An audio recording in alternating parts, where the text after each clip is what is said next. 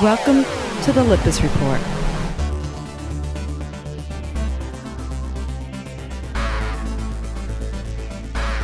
Hi, I'm Nick Lippis from the Lippis Report, and I'm here at Ixia's iSIM City to test Cisco's flagship Catalyst 6500 Enterprise Ethernet switch to stress all of the new features and performance improvements of its latest massive upgrade with the Supervisor Engine 2T.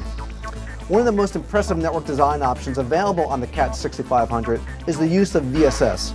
Connecting two Catalyst 6500s equipped with Supervisor 2Ts creates a virtual switch, adding each other's performance to each other while operating as a single switch, thus eliminating spanning tree in favor for active-active links. We configured two Catalyst 6500s with VSS and test IPv4 and IPv6, IP multicast, and MPLS/VPLS, and measure their performance to demonstrate how VSS scales the Catalyst 6500 and simplifies its management.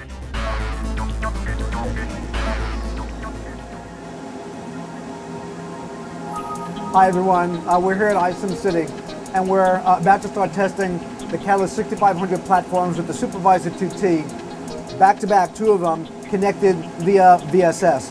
And so we're going to talk a little bit about that configuration and the kinds of tests we're going to be running here to stress basically IPv4 and also IPv6 within a VSS construct.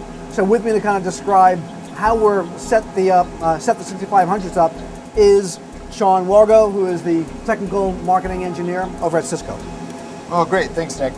So how VSS is different from standalone has much more to do with the infrastructure itself, right? Now, how does the controller, the supervisor, actually understand and communicate with the different modules that are in the system?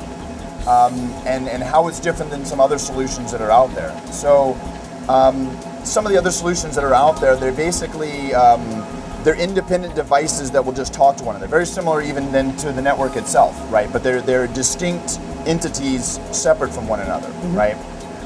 Whereas VSS is an actual true unified infrastructure, and it uses the exact same programming on a single chassis as it would on multiple chassis. So what VSS really brings to you is a true virtualized switching system. It's not just a name, it actually is what it pretends to be. And from that, everything that we've talked about and shown you on a single Catalyst 6500 chassis also holds true for VSS. Great. So not only do you have fewer devices that you have to be responsible for, because remember, each and every one's going to have to consume its own IP, you're going to have to go out and monitor it and then configure everything. Now you're doing it all from a single system, and then it just views things as multiple modules connected to the one system. Okay, great. So in VSS, we basically have two switches connected together with VSL.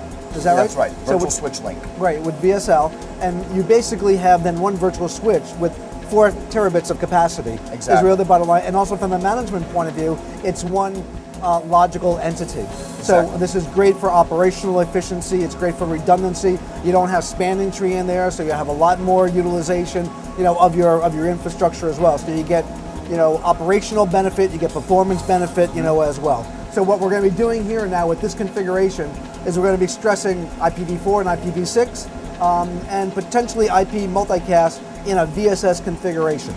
Right, Sean? That's right.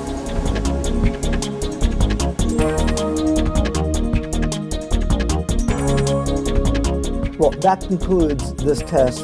I just want to thank you all for watching. That concludes this edition of the Lippis Report. Thank you for joining us. Look for us every Tuesday and Thursday.